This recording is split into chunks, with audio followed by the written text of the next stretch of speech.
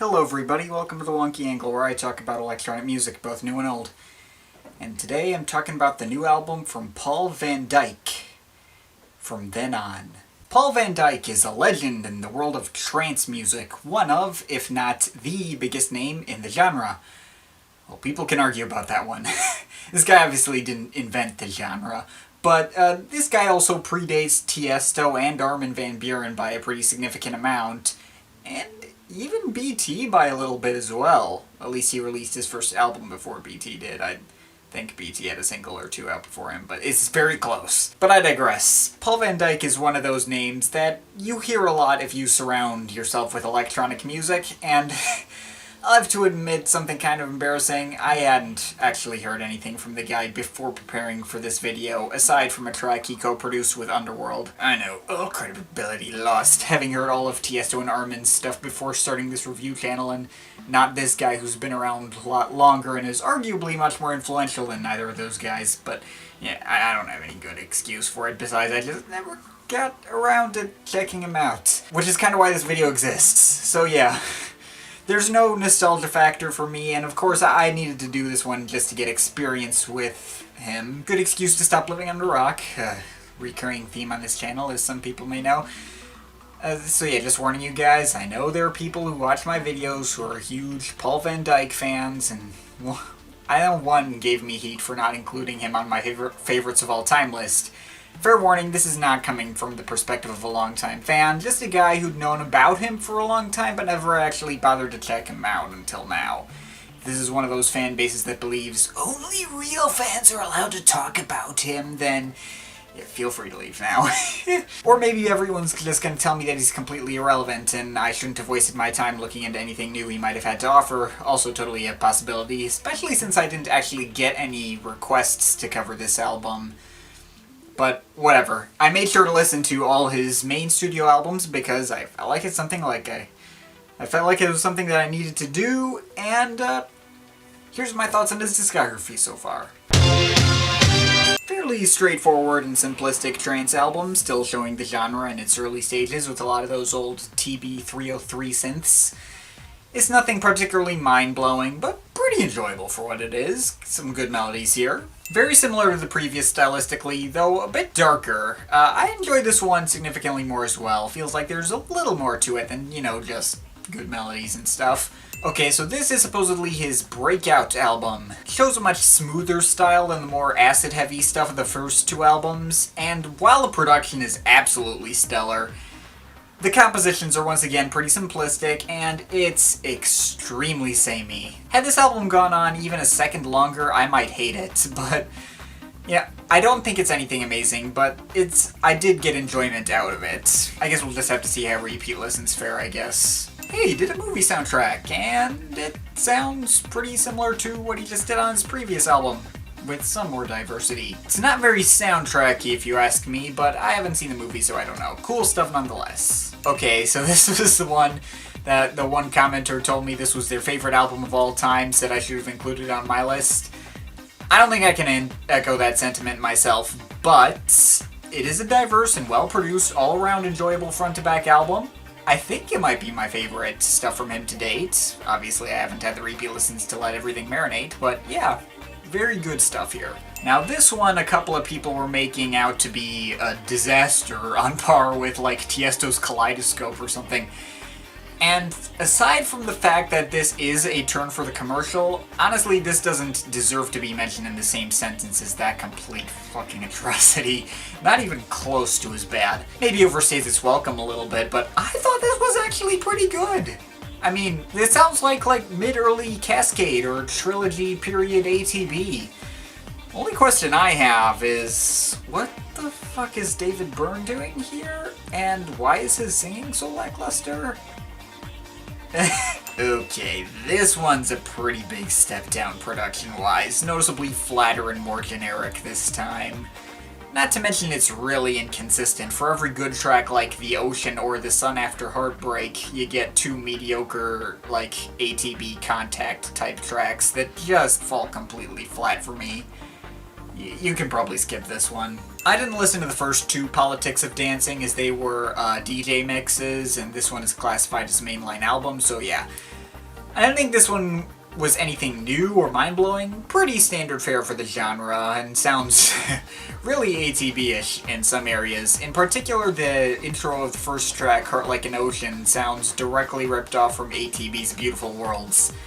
But overall, despite the lack of distinctiveness, for what it is, I definitely had a lot of fun with it, and I have a feeling my nostalgia for this particular style of trance, thanks to ATB, played into that. It wasn't aiming high, and it achieved exactly the purpose it was supposed to fulfill. Which brings us to here. Now, I can't say I was super excited going into From Then On. I mean, I didn't get a single request to cover this, even though I have gotten requests in the past to talk about this guy in general. But I had a few reasons to remain optimistic for this.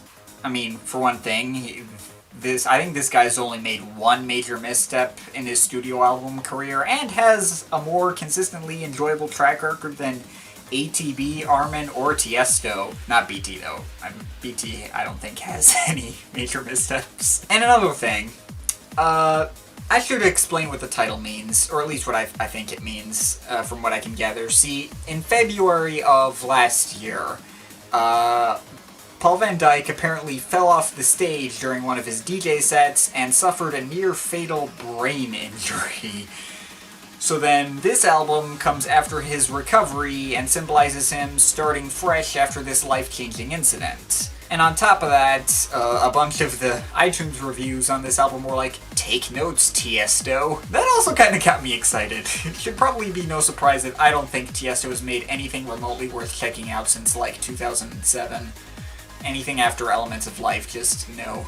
So could this possibly be a return to form for Paul? I don't know, but I jumped in regardless, and what did we get out of From Then On? Basically, Paul delivered some long-awaited fan service to his old fans from the 7 Ways and Out There and Back days. This is a very straightforward trance album, and on top of that, a mostly instrumental one. Only 2 tracks with vocals out of 14. On one hand, you're probably not going to hear anything that you haven't heard already, especially if you've already been a Paul Van Dyk fan for a while. There's nothing that really breaks out of his typical comfort zone, and to be real, I think it'd be unreasonable to expect anything that amazing or game-changing out of a producer who's been around as long as he has. If you weren't already into the kind of stuff Paul was doing before, this album is probably not going to change your mind. That being said, once again, for what it is, there's a lot of fun to be had. There's just enough variety to keep me interested and come out at the end satisfied with what I've listened to.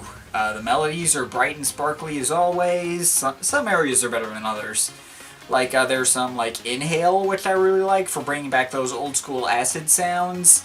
Something he does on several other tracks on here as well, and Welcome in every instance. I like Breaking Dawn for being probably the brightest and most uplifting-sounding track on here.